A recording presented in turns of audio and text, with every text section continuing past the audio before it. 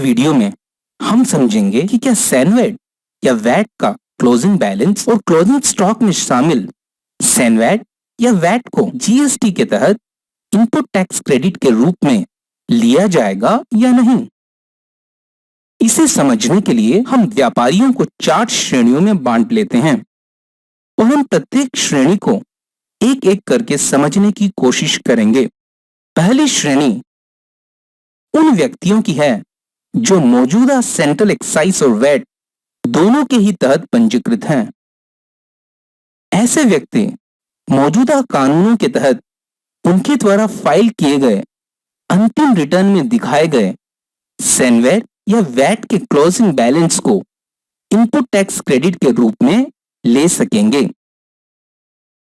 लेकिन यह सैनवेट या वैट का closing balance input tax credit के रूप में तभी स्वीकार्य होगा जब यह जीएसटी कानून के तहत भी इनपुट टैक्स क्रेडिट के रूप में योग्य है और साथ ही मौजूदा कानूनों के तहत पिछले 6 महीनों के सभी रिटर्न फाइल किए हुए होने चाहिए। द्वितीय श्रेणी उन व्यक्तियों की है जो सेंट्रल एक्साइज के तहत तो पंजीकृत नहीं है लेकिन वैट के तहत पंजीकृत हैं और ऐसे व्यक्तियों को ऐसे खरीद बिल प्राप्त होते हैं जिनमें एक्साइज ड्यूटी लगी होती है। ऐसे व्यक्ति उनके द्वारा फाइल किए गए अंतिम वैट रिटर्न में दिखाए गए वैट के क्लोजिंग बैलेंस को तो इनपुट टैक्स क्रेडिट के रूप में ले ही सकेंगे।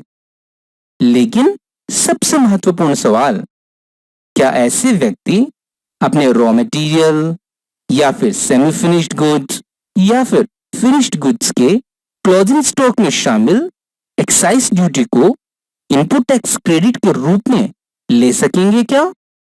उत्तर है हाँ। लेकिन उस व्यक्ति के पास बिल या अन्य दस्तावेज होने चाहिए जिसके माध्यम से एक्साइज ड्यूटी का भुगतान साबित होता हो और साथ ही ऐसे बिल या अन्य दस्तावेज जीएसटी के लागू होने के 12 महीनों से पहले जारी नहीं किए गए हों।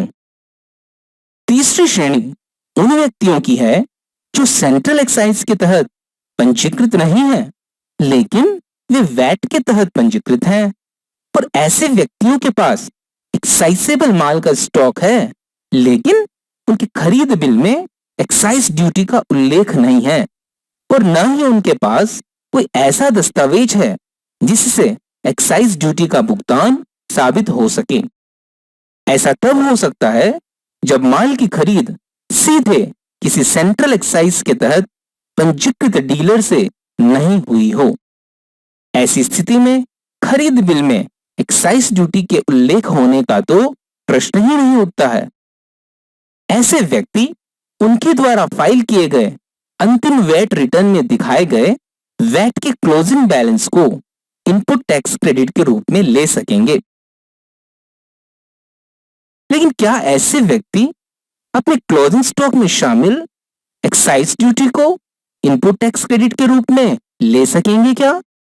जीएसटी नियमों के अनुसार जब आपके पास एक्साइजेबल माल का स्टॉक है लेकिन उनके खरीद बिल या अन्य किसी दस्तावेज में एक्साइज ड्यूटी का सीधा उल्लेख नहीं है तो जीएसटी लागू होने के बाद जब ऐसा माल बेचा जाएगा तो जब जीएसटी दर 18% या उससे अधिक है तो सीजीएसटी का 60% इनपुट टैक्स क्रेडिट मिलेगा और जब जीएसटी दर 18% से कम है तब सीजीएसटी का 40% इनपुट क्रेडिट मिल जाएगा। आइए हम इसे उदाहरण की सहायता से समझने की कोशिश करते हैं। मान लीजिए ए के पास ऐसी वस्तुओं का क्लोजिंग स्टॉक है और ऐसे वस्तुओं पर जीएसटी दर 28% लागू है।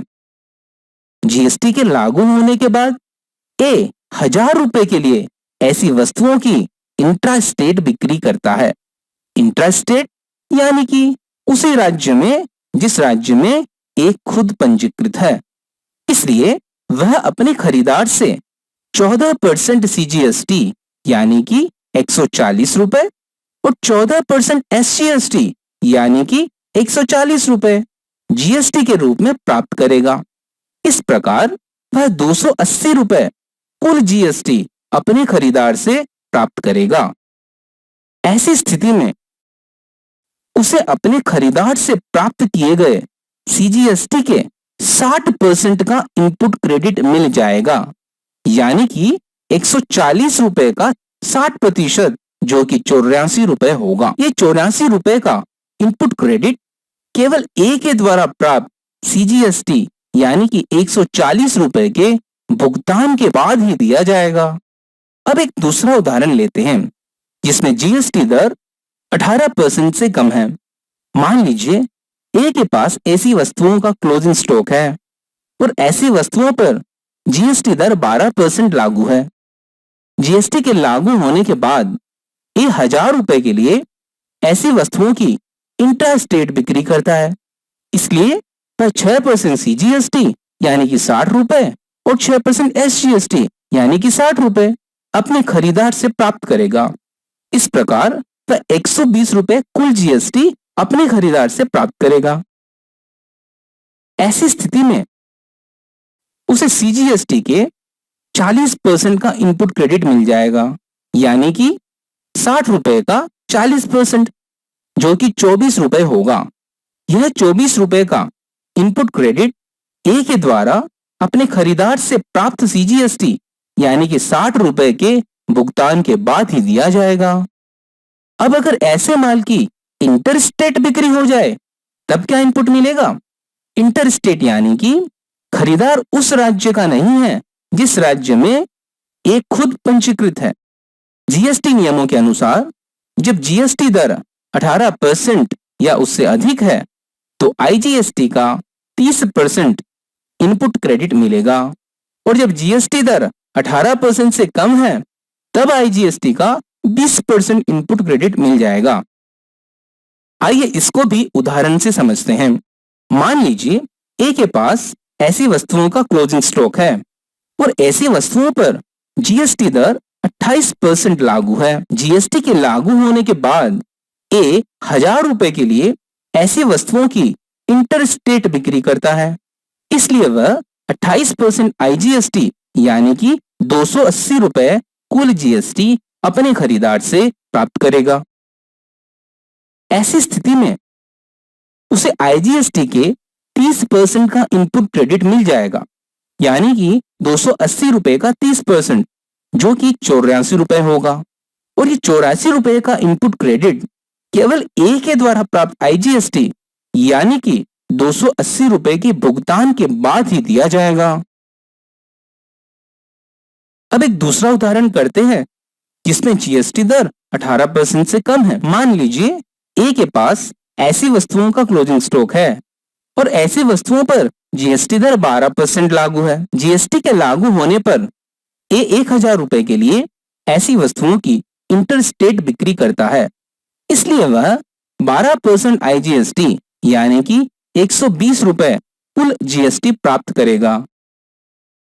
ऐसी स्थिति में उसे आईजीएसटी के 20% का इनपुट क्रेडिट मिल जाएगा, यानी कि 120 रुपए का 20%, जो कि 24 रुपए होगा। यह 24 रुपए का इनपुट क्रेडिट केवल ए के द्वारा प्राप्त आईजीएसटी यानी कि 120 रुपए के भुगतान के बाद ही दिया जाएगा। हालांकि यह योजना जीएसटी के लागू होने की तारीख से 6 महीने के लिए उपलब्ध होगी। ऐसी वस्तुओं की खरीद के दस्तावेज इस तरह के क्रेडिट का दावा करने वाले व्यक्ति के पास उपलब्ध होने चाहिए। ऐसे व्यक्तियों को इस स्कीम के चालू रहने तक हर महीने के अंत में फॉर्म जीएसटी ट्रान 2 में ऐसे माल की बिक्री का विवरण देना होगा। ऐसी वस्तुओं का स्टॉक जिस पर क्रेडिट का लाभ उठाया गया है उसे ऐसे रखा जाना चाहिए कि यह आसानी से पहचाना जा सके। इस तरह के क्रेडिट का लाभ कम कीमतों के जरिए ऐसे माल के खरीदार को मिलना चाहिए। चौथी श्रेणी उन व्यक्तियों की है जो पहले कंपोजिशन स्कीम के तहत कर का भुगतान कर रहे थे। ऐसे व्यक्ति भी अपने क्लोजिंग स्टॉक में शामिल एक्साइज ड्यूटी या वैट के इनपुट टैक्स का क्रेडिट ले सकेंगे। हालांकि ऐसे व्यक्तियों के पास बिल या अन्य दस्तावेज होने चाहिए जिसके माध्यम से एक्साइज ड्यूटी या वैट का भुगतान साबित होता है, और साथ ही ऐसे बिल या अन्य दस्तावेज जीएसटी के लागू होने के 12 महीने से पहले जारी नहीं किए गए हों। इन सभी स्थितियों में जो भी व्यक्ति इनपुट क्रेडिट लेता है उसे जीएसटी लागू होने के 90 दिन के अंदर फॉर्म ट्रान 1 में इनपुट टैक्स क्रेडिट और स्टॉक का विवरण फाइल करना होगा।